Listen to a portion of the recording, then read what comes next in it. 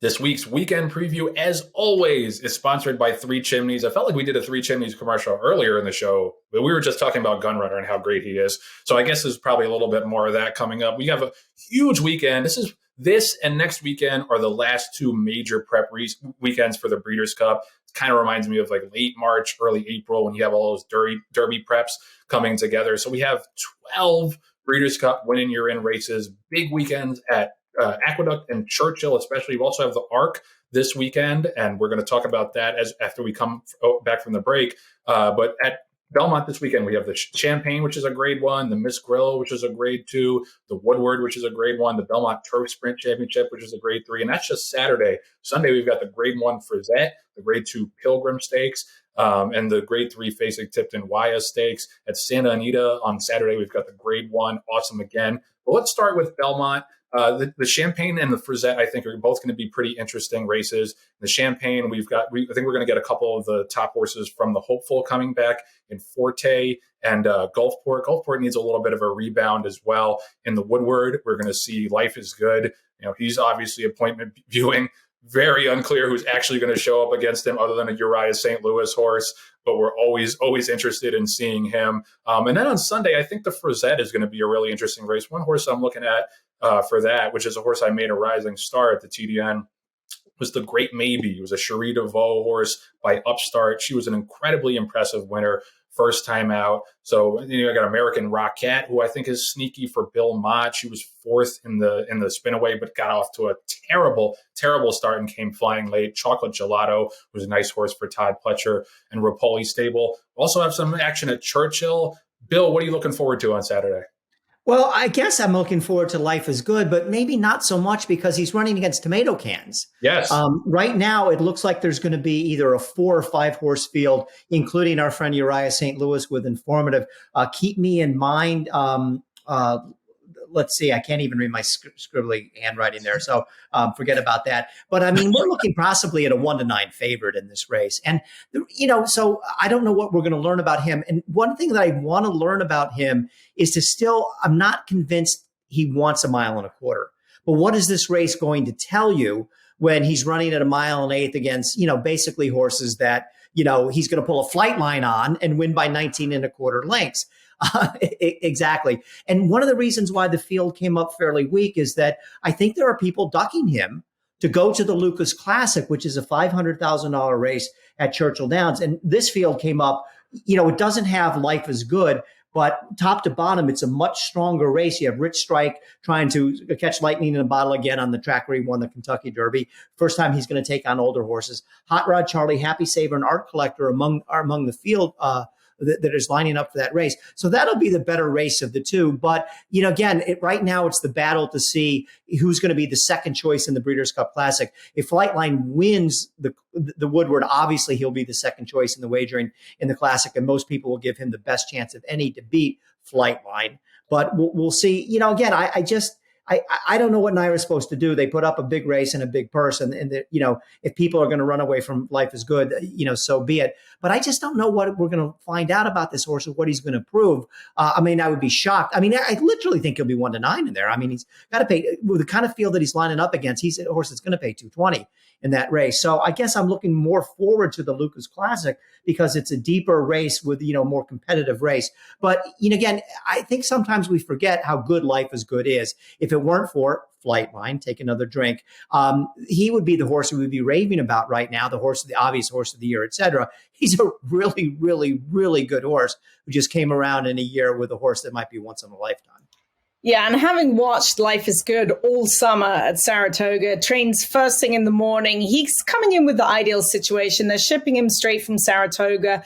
So he's not having to train at Belmont, at Aqueduct, or at Aqueduct because the training hours are all messed up down there at the moment while they redo Belmont Park. But he's just sensational. There are not many horses that give you chills when you watch him work, just as effortlessly as he gets over the track. He's simply amazing, and he's proven not to have to take his track with him. He's going to be coming in from chilly Saratoga, where he's had ideal training conditions, less horses there to get him riled in. He's a good shipper. So, yes, I am really looking forward to Life is Good. As far as the Lucas Classic is, is I love Art Collector. I think he's a horse who's just coming in at the right time. Belmont has done a sensational job with him, just inch by inch, getting him back to where he needs to be. And I think he most definitely is the horse to beat at Churchill on Saturday. Well, thank you, Zoe, for reminding me that's Belmont at Aqueduct. I keep saying Belmont just because I'm so used to these races being at Belmont. Belmont at Aqueduct. As an Aqueduct guy, I should be remembering this, but I never do. So 2 turns in the Woodward, which maybe gives someone else a little bit of a chance more than if it were 1 turn. But yeah, I don't think there's going to be show betting. I don't know if there's even going to be place betting in the Woodward, because Bill's right. He's going to be 1-9, if not 1-20 in that race. But he is appointment viewing, and he's great to watch. And like Zoe says, he's just he gives you chills. Training, racing, all of it. He just is the second best horse in the country right now, and it was an unlucky crop year for him. But he's definitely one to watch. So yeah, after this break, we're going to talk a tiny bit about the ARC, and then we're going to talk about the rest of the races to look forward to, including the Grade 1 Awesome again at Santa Anita. But the weekend preview is brought to you by Three Chimneys. It was an incredible day on Saturday for Gun Runner with 5 stakes winners, Taba and Society, plus Echo Zulu, Gunite, 63 caliber. Gun Runner's Grade 1 winning son, Cyberknife, not to be outdone, also ran 3rd in the Pennsylvania Derby, and then Runnin' Son of a Gun placed in the Gallant Bob Stakes. Also, fellow Three Chimneys sire Sharp Azteca will be represented on Saturday by Tyler's Tribe in the Iowa Cradle Stakes at Prairie Meadows. Bill did a story about Tyler's My horse. Tribe. Love that horse. Yeah, he's going to become the new mascot of the show with Bill as the host, because he's that it really is a super exciting horse. So we'll be interested to see him run at Prairie Meadows, and we've talked about his connections before. We'll be cheering for him as he looks for his 5th straight win. We'll be right back after this message from Three Chimneys. Sire Sensation Gunrunner is the sire of 6 first crop Grade 1 winners. God-eyed, and he's going to win the hopeful Echo Zulu wins the Breeders' Cup Juvenile Fillies, and Cyberknife has won that has the Society is going to win the Cotillion, and Taba, they win the Bat Parks, Pennsylvania Derby. early voting comes inside and wins it. He wins the Preakness. Horse of the Year, Gunrunner, standing at Three Chimneys. I mentioned before the break, it's not just Belmont at Aqueduct, Joe. Belmont at Aqueduct and Churchill this weekend. It's also Santa Anita. They got a couple of winning year-in races highlighted by the Grade 1 Awesome again, which they probably should rename the Flightline Also Ran Stakes, because we have in that race Royal Ship, Express Train, Country Grammar. We got a couple other horses as well, Azul Coast, Tripoli. Slow Down Andy, who I teased last week as a potential Breeders' Cup Mile horse, is now going to show up in the Awesome again. Let's see what else we have at Santa Anita over the weekend. That's a Grade 1 winning year in for the Breeders' Cup Classic. Also, the City of Hope Mile, which is a Grade 2, going a mile on the turf. Eddie D Stakes, which will be down the hill, 6.5 furlongs, Grade 2.